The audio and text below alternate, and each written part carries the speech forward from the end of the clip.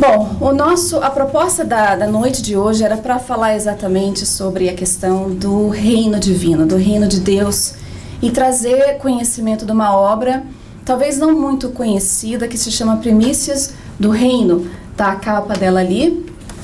Uma obra que foi psicografada por Divaldo Pereira Franco, por um dos espíritos mais belos, na minha opinião, que se chama Amélia Rodrigues. Ela traz narrativas dentro desse livro com lições profundas e é como que se ela fizesse a gente viajar no tempo. A narrativa é tão rica, é tão forte que parece que nós estamos sentados ali, vendo as curas, vendo os diálogos, os ensinamentos que Jesus trouxe para todos nós. Então, em certas partes do nosso estudo, eu vou pedir permissão para ler, porque não tenho a riqueza de Amélia Rodrigues para poder trazer o ensinamento que nós estávamos propondo trazer, visando esse tempo tão belo que é o Natal. Semana que vem é a nossa última semana do ano, em que nós estaremos aqui funcionando, até que a gente volte no dia 11... Não. Dia 10. 10 de janeiro, obrigada. Então é importante a gente começar a refletir um pouquinho sobre os ensinamentos do Cristo, porque parece que é exatamente nessa época que os nossos corações ficam um pouco mais tocados, não é? A gente questiona, por que será? Eu estava comentando aqui com os nossos amigos, eu vou chorar. É tudo relacionado ao Natal, eu choro. E choro, alguma coisa toca muito forte. Mas a gente nota que muitas vezes no Natal não é um momento de alegria para muitas pessoas. Ao contrário, chega a ser um momento de depressão, muitas pessoas sozinhas, sem ter para onde ir, sem familiares.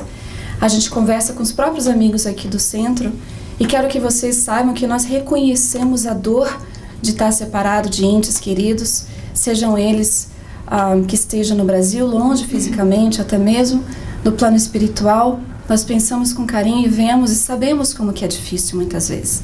Então faz-se necessário nós pensarmos no Natal com o propósito verdadeiro dele, que é estar com Jesus, que é poder lembrar dos seus ensinamentos, receber o seu abraço, o seu acolhimento tão necessário. Nós vamos ver que na narrativa das obras, tanto essa, Primícias do Reino, como tantas outras que nós temos no Evangelho, nós vemos Jesus falando do reino de Deus, indiretamente ou diretamente. E a gente chega a questionar, né? O que será o reino de Deus? É um lugar físico? Muito se fala de um mundo de regeneração, de mundos felizes. Seria esse o reino de Deus do qual Jesus falava tanto? Mas ele começa a nos apontar o caminho do que chega a ser esse reino divino. Foi no Sermão do Monte, que é uma coletânea de ensinamentos para o espírito imortal. A gente vê que até hoje nós não conseguimos ainda né? Colocar em prática tudo que contém no Sermão da Montanha. Lógico, o último passo é que nós veremos a Deus com o coração purificado. Mas como chegar a esse ponto? Então Jesus já começa nos apontando um caminho. A primeira frase, quando ele sobe e abre a boca para narrar. As pessoas ali meio que hipnotizadas pelo seu magnetismo, e ele fala: bem-aventurados os pobres de espírito, porque deles é o reino dos céus. Ele começa então a apontar dessa maneira o caminho para que a gente pudesse começar a entender as condições de espírito. Mas pobre do quê? Haviam tantos pobres ao seu redor? Pessoas que não tinham nada? Do que chegariam a ser os pobres de espírito? Ele começa então com esse caminho a apontar para mostrar qual é a condição que nós deveríamos ter que trabalhar dentro de nós. Pobres de avareza, de intolerância, de ódio, de vaidade, de egoísmo, ricos de todos os outros valores que ele encorajava os seres que o buscavam a encontrar. As joias da alma. Então Amélia Rodrigues diz que não somente os poderosos como os inteligentes, os humildes, os que estavam ali com todo tipo de mazela, seja da alma ou física, buscavam-no porque sabiam que encontrariam um caminho sólido como mencionei aqui, adolescente, tendo na doutrina espírita os ensinamentos de Jesus um caminho sólido pelo qual eles poderiam seguir. Humberto de Campos, no livro Boa Nova, no capítulo 3, ele narra sobre as primeiras pregações de Jesus. Nós não vamos narrar a história, nós temos a obra aqui para vender, um presente de Natal belíssima, mas o encontro de Jesus com um sacerdote de nome Hanã, em que, quando ele é questionado o que fazia na cidade, Jesus responde que estava ali buscando a fundação do reino de Deus. E ele então é levado com certo sarcasmo pelo sacerdote por não entender a profundidade do que ele dizia. E depois de um tempo, Humberto de Campos fala que Jesus levanta-se e ele vai de encontro aos seus discípulos. Encontra então no lago os pescadores, e lá estão Pedro e André. E ele então os chama pelo nome. E os dois meio que se viram, olham nos olhos de Jesus, uma incomparável beleza e doçura que eles não conseguiam explicar, e reconheciam que sabiam daquela voz. Da onde que eles conheciam aquela voz? Jesus então convida-os para que eles pudessem trabalhar pela instituição do seu reino na terra. E André, meio que ingênuo, ele olha e fala, mas Cafarnaum não é tão grande, tantas poucas casinhas, como a gente vai criar um reinado? E Pedro, então, tal como uma criança, fala, Pedro, no lago, além dele, são muitas casas, muitos locais, esse reinado vai abranger a todos os cantos da terra. Jesus, então, sorri, vendo que Pedro olhava para ele buscando uma aprovação, e deixa as explicações para depois. Então, ele simplesmente diz, quereis ser meus discípulos? E eles seguem, e aí a gente vê como que chegaram os outros discípulos depois para começar a instituição desse reinado na terra. Tempos depois, Pedro se encontra numa conversa amiga com Jesus. É interessante ver porque Pedro ele era xereta, ele era curioso, é igual a mim, adorava. Então buscava sempre, fazia perguntas sem medo, porque era um mestre, estava ali para ensinar. E tratava-os com esse respeito, essa consideração e carinho. Então Pedro, numa conversa que a gente encontrará no livro Dias Venturosos, de Amélia Rodrigues, ele chega para Jesus e fala, Senhor, falas a respeito do reino dos céus, enriquecendo-nos a imaginação com símbolos incomuns para a nossa compreensão. Acreditamos nas tuas palavras, mas, acostumado à pesca rude, aos trabalhos desgastantes, sem hábitos mentais diferentes, todos nos inquirimos como será esse lugar. Eu próprio me tenho interrogado onde fica e como que ele é constituído. É bonita a pergunta dele, ingênua, profunda. Então ele pausa e diz, Senhor, eu gostaria que me explicasse para que, entendendo, eu também pudesse dizer aos companheiros que participam das mesmas interrogações. Então aqui a gente está no Natal. E trazendo o estudo da Boa Nova, da importância de trazer Jesus para perto, é falar da justiça divina, da reencarnação, da imortalidade. Mas se nós não tivermos compreensão, como que nós podemos ir lá fora e poder trazer o consolo que a doutrina espírita traz para nós? Essa é a indagação de Pedro.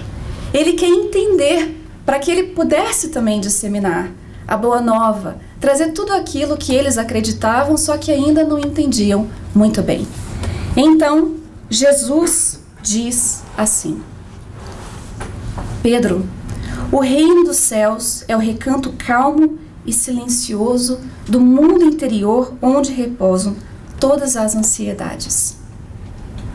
Enquanto se está na terra, os seus domínios se ampliam pela consciência em tranquilidade, pelo dever retamente cumprido, e domina o coração com bem-estar, envolvendo todo o mundo íntimo em harmonia. Então, é um reinado além da terra. Não está na terra. Jesus está falando de uma questão íntima do espírito. Proporciona alegria de viver, confiança no futuro, equilíbrio de ação e dá sentido à existência corporal. E mesmo quando advém a morte física do ser, ele que se transfere para a imortalidade. Em nenhum momento Jesus disse que é um estado de alma onde não exista preocupações ou dores. Em nenhum momento ele disse isso. Ao contrário, ele fala da confiança e da segurança no futuro. Ele fala da tranquilidade de acalmar as ansiedades, coisas que nós ainda não temos a capacidade de fazer com facilidade. O Evangelho no Lar da nossa casa essa semana foi sobre a coragem da fé. Estava Marcela e eu discutindo sobre essa questão. Alguém aqui já parou para pensar na coragem da fé? Por que é que tem que ter coragem para ter fé? Uma questão bem profunda, não é? Então, conversando, eu vou confessar para vocês o que eu disse. Eu falei, eu temo o dia que Jesus me convocar para colocar em prática a minha fé. Porque muito se fala sobre isso. Então, quando o momento vem em que nós somos chamados para praticar a fé, onde buscamos a coragem para colocá-la em prática? Em Jesus. E por quê? Por quê? Porque a gente crê nos seus ensinamentos ou porque a gente sabe sobre os seus ensinamentos? Porque a crença, ela é vacilante, né? Nós podemos crer hoje e amanhã ficarmos muito abalados e deixarmos de crer. Mas sabendo dessas verdades imortais que nos fortalecem, nós então nos seguramos na certeza de tudo aquilo que ele trouxe para nós. Então ele continua. Assim é o reino dos céus a que me refiro e que a todos nos aguarda. As suas fronteiras não podem ser conhecidas porque são infinitas. A sua constituição escapa a qualquer definição, somente podendo ser apreendida pela emoção e a razão que dispensam palavras. A alma que alcança essa emoção liberta-se de preocupações e ansiedades, usufruindo das alegrias que na terra jamais experimentou. O amor é vivo e pulsante, irradiando-se em todas as direções, qual música divina que enternece e sustenta a esperança, fundindo os corações uns nos outros, sem desconfiança nem precipitação. Então é interessante que Pedro fez essa pergunta, porque muitos outros também antes dele fizeram, tal como foi a conversa bem significativa que foi mencionada sobre o momento em que Nicodemos, que era um doutor da lei, ele tinha a preocupação. Sabemos que és mestre vindo de Deus, por que ninguém pode fazer esses sinais que tu fazes se Deus não for com ele? Então Jesus vai e responde a essa indagação. Ele diz, na verdade te digo que aquele que não nascer de novo não pode ver o reino de Deus. É uma conversa complexa e que não faz muito sentido. E para mim, se não fosse o Evangelho segundo o Espiritismo, seria mais difícil ainda de entender. Não te maravilhes de ter tido necessário vos é nascer de novo. Então Jesus vem e nos apresenta uma outra visão sobre a questão de como chegarmos a esse reino de Deus. Falando com Nicodemos sobre a reencarnação. A reencarnação. Ora, como é que nós vamos conseguir chegar ao estado de pobre de espíritos? Adquirindo os valores, avaliando ali a diferença entre os valores materiais e espirituais. Como que nós chegaríamos a esse ponto sem que nós tivéssemos várias oportunidades de tentar colocar em prática o que a gente aprendeu, de poder make up pelos erros do passado, de poder corrigir os erros do passado, de poder fortalecer os laços de amor, de colocar em prática o exercício do perdão. Como que nós faríamos tudo isso em uma vida somente? Então Jesus apresenta a questão da justiça divina. Que pai amoroso colocaríamos no mundo de provas e expiações, aonde existem provas, do qual nós teremos que tentar passar, e se não passássemos, estaríamos indefinitivamente reprovados, sem uma chance de tentar fazer o teste de novo. No campo da emoção, no campo da experiência, da vivência, de tudo que nós temos nesse mundo interno que é nosso, único, individual, diferente, cada um de nós aqui.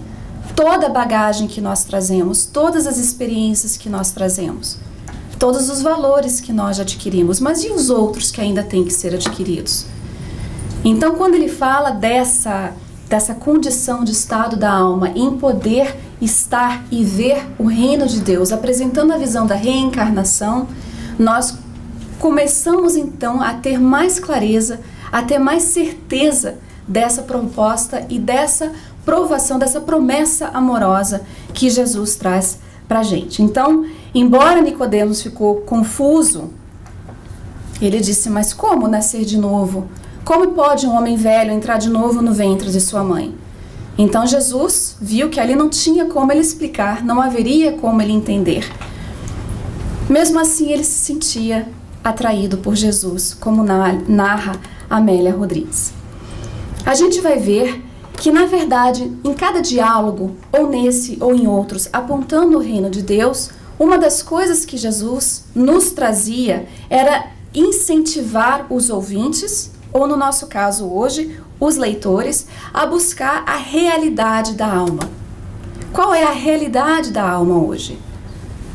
Estar no mundo sem ser do mundo, sem sermos consumidos por tudo aquilo que ainda nos prende no mundo de provas e expiações.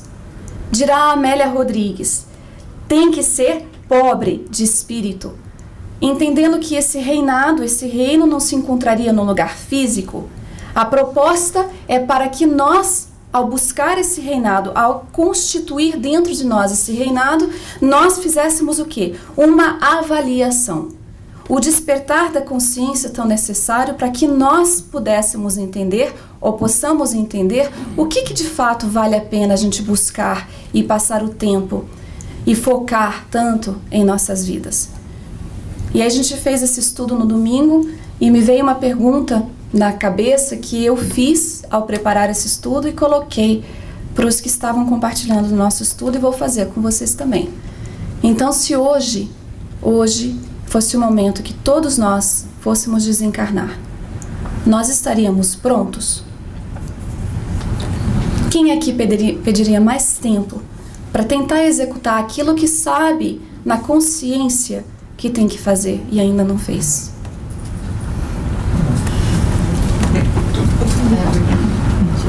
Né? Porque é uma questão muito íntima e não é para ninguém se envergonhar.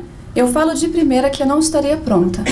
Eu pediria, porque nós sabemos da questão da responsabilidade, do dever que cabe a cada um de nós.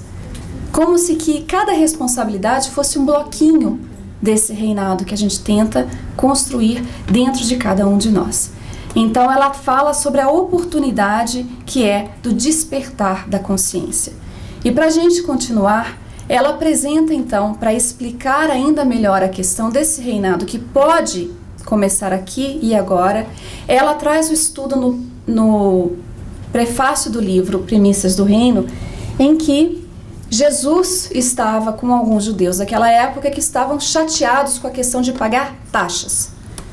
Então, tentando ali colocar Jesus numa posição um pouco desconcertante, ele então pergunta a Jesus a opinião. Os romanos ali, a imposição daquela questão, Jesus então fala, mostrai-me uma moeda, de quem tem a imagem e a inscrição?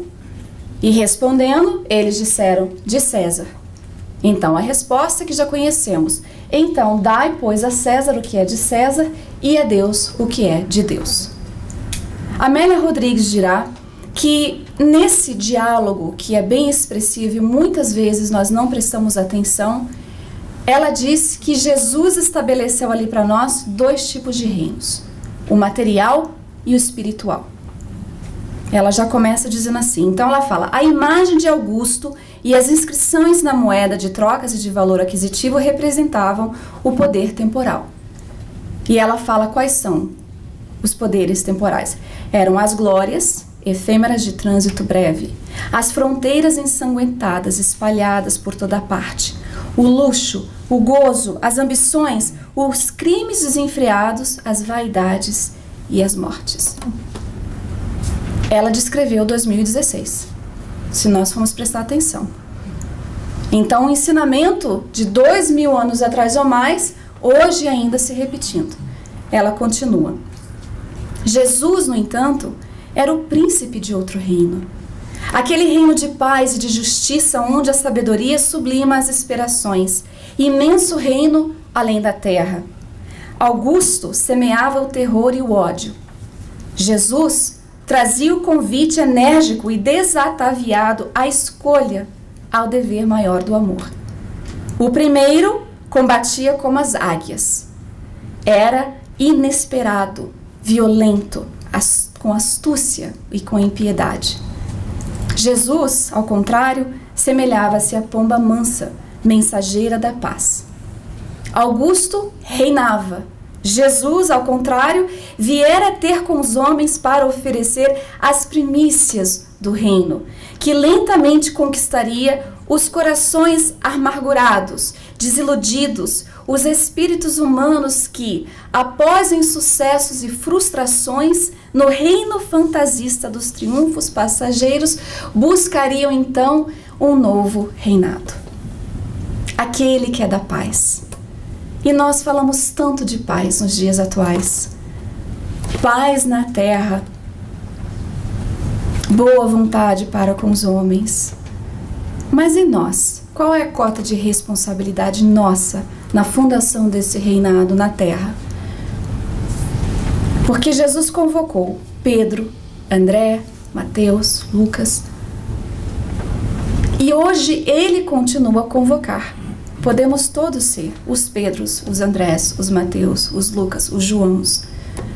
Aqueles que hoje têm dentro já a consciência de que somos discípulos de Jesus.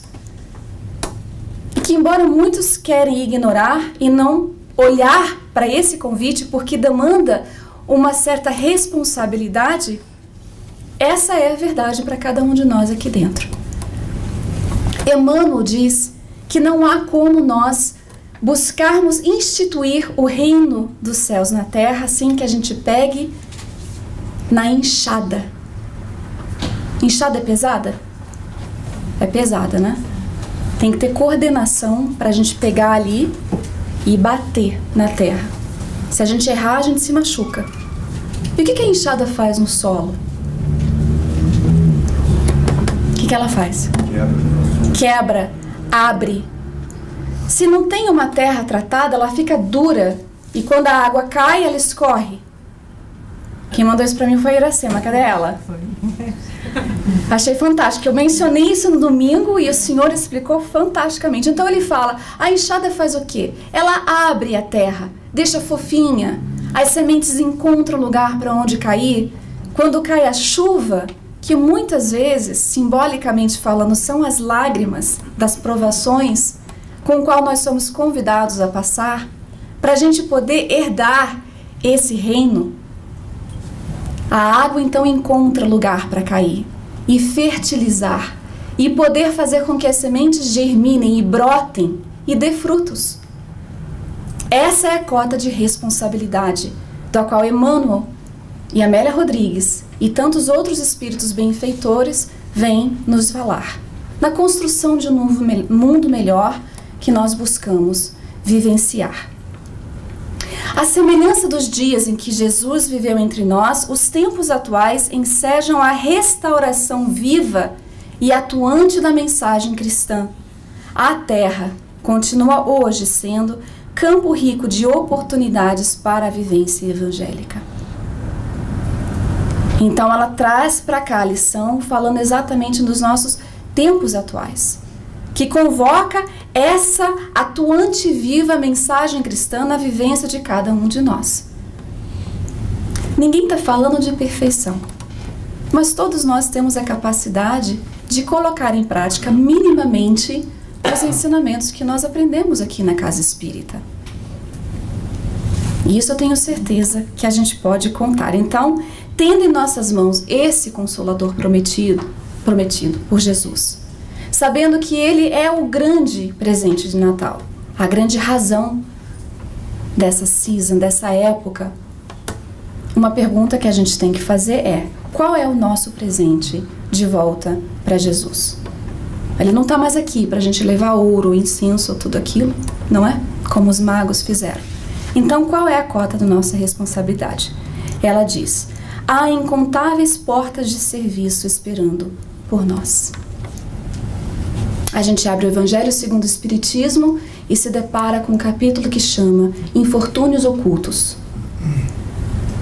Ontem, conversando com uma amiga do CEF, ela falava dessa instituição que se chama His Father's House, aonde é um lugar que existem ali crianças para receberem foster parenting. E você pode ir lá se voluntariar, brincar com as crianças, dar atenção, crianças abandonadas, esquecidas, mal amadas. Existe o Vila Maria, que o Jim trabalha. Levanta a mão aí, Jim. Cecília, cadê Cecília? Ali. É só conversar com eles para saber como é que eu posso, uma vez por mês, levar um sorriso para o rosto de um velhinho. Há tantas coisas para fazer. O mundo todo nos chama a atenção para coisas pequenas ou grandes, dependendo das nossas limitações, que nós podemos fazer. O Facebook, hoje, é um campo enorme aberto de pessoas que muitas vezes gritam por socorro sem falar socorro. Com atitudes, com postagens. Pessoas que falam das suas desilusões, da falta de vontade de viver. O que nós fazemos com isso? Os infortúnios ocultos, do qual o Evangelho diz, narra sobre uma condessa, que era uma mulher da época. Ela era casada, tinha o status ali, o conde, mas ela de noite, com roupa simples, saía escondido com a filhinha e ia de encontro a uma família necessitada. Levava comida, remédios, os filhinhos estavam doentes. E depois que ela fazia essa visita, ela ia até o hospital, onde o pai da família estava internado, para falar que a família estava bem. Levava para ele o conforto emocional. E não falava para ninguém. Fazia mais. A filhinha tinha que fazer as roupinhas com a própria mão. E ela falava: que tipo de caridade você faz se eu te der pronto para você dar? É os ensinamentos básicos de como praticar a caridade. Então, os ensinamentos que vêm do Evangelho é exatamente isso. É a gente saber olhar para o lado, buscar um coração que sofre, que sangra, colocar de lado, muitas vezes, o julgamento que nós fazemos, porque talvez a pessoa não mereça, porque nós conhecemos o passado dela. Mas todos nós temos um passado, e que se não é ruim nessa vida, foi em outras. Todos nós temos um histórico, e que ninguém tem o direito de apontar o dedo, mas sim olhar para o outro como alguém que merece o carinho, o reconhecimento e a atenção, como nós gostaríamos de ser tratados. Então, com isso, nós vamos mostrar um videozinho curto que fala exatamente sobre isso. Há incontáveis serviços ou portas de serviços esperando por nós. Marcelinho, a luz, por favor.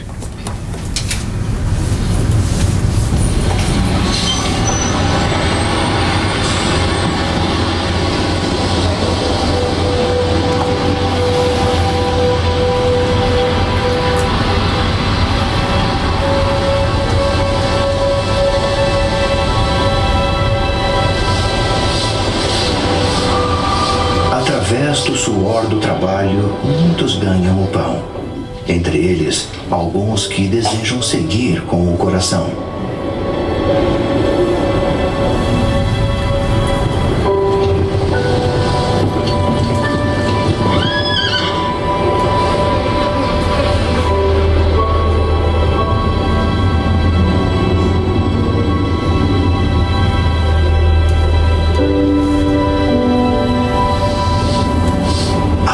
Que do alto o caminho alumia, vem do Senhor, apontando aquele que é puro amor.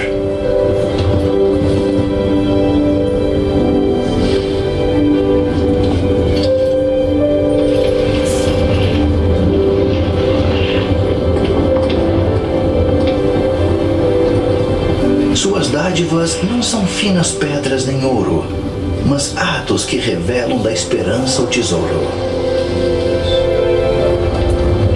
Não é no presépio que encontram o Filho de Deus, mas nas ruas, entre irmãs e irmãos seus.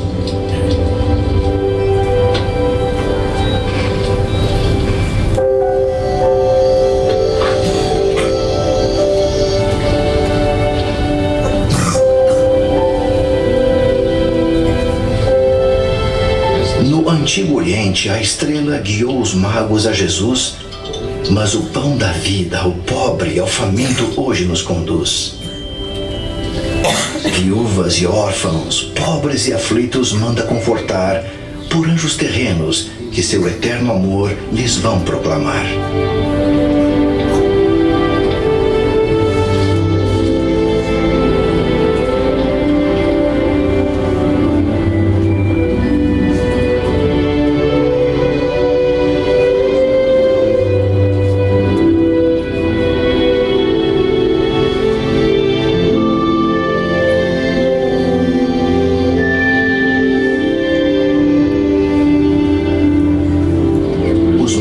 Ofertaram seus ricos presentes a Cristo naquele primeiro Natal. Hoje, quem é sábio, bem depressa aprende lição de valor sem igual. A quem te rodeia faz o que faria o Senhor da luz. Lembra-te, imita em teus atos a vida do Mestre, o Senhor Jesus.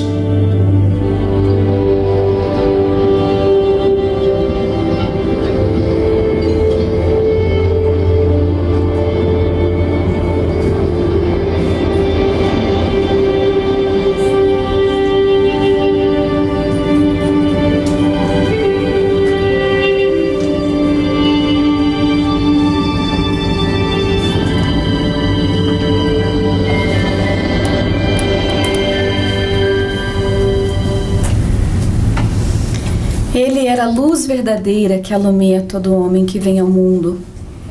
Tenhamos a certeza, então, de que quando nós tentamos seguir Jesus, buscamos a Ele, seja agora no Natal ou todos os dias do ano, essa luz já clareia-nos interiormente, induzindo-nos, conduzindo-nos a esse reino de amor maior e pleno. Que a gente tenha coragem de buscar ao nosso redor uma maneira de sermos úteis aos próximos, de colocar em prática o amor, a caridade que a gente tanto fala no Centro Espírita. Que a gente possa buscar colocar em prática também a tolerância, o perdão, buscar no lar as oportunidades que nós temos, de olhar para o próximo. Muitas vezes tão fácil fazer o bem lá fora, mas e dentro do nosso lar, aqueles que nos chamam, que nos convocam, que demandam a nossa atenção, muitas vezes nós não queremos dar. Então é época de Natal, e essa luz que vimos aqui brilhando, ela brilha há mais de 2000 anos. Ela esteve presente na formação do nosso mundo que nos receberia. Jesus é o governador do nosso mundo. Ele é o nosso irmão maior, nosso mestre e nosso guia. Então que nessa época de Natal nós lembremos dele, mesmo com as dores. Vocês não estão sozinhos, nós não estamos sozinhos. Diga isso às pessoas que estão ao seu redor sofrendo. Leva na voz essa certeza para que eles sintam também vibrar na alma a coragem de prosseguir. Não tenhamos medo de falar de Jesus. Tenhamos alegria de falar dele, sempre. Sem medo de pensar que somos fanáticos. Celebremos essa grande oportunidade que é de celebrar Jesus. Colocar em prática os seus ensinamentos de amor, trazendo para a terra a paz que tanto almejamos. E lembrando disso quando dizermos glória a Deus nas alturas, paz na terra e boa vontade para com os homens. Muito obrigada a todos pela atenção.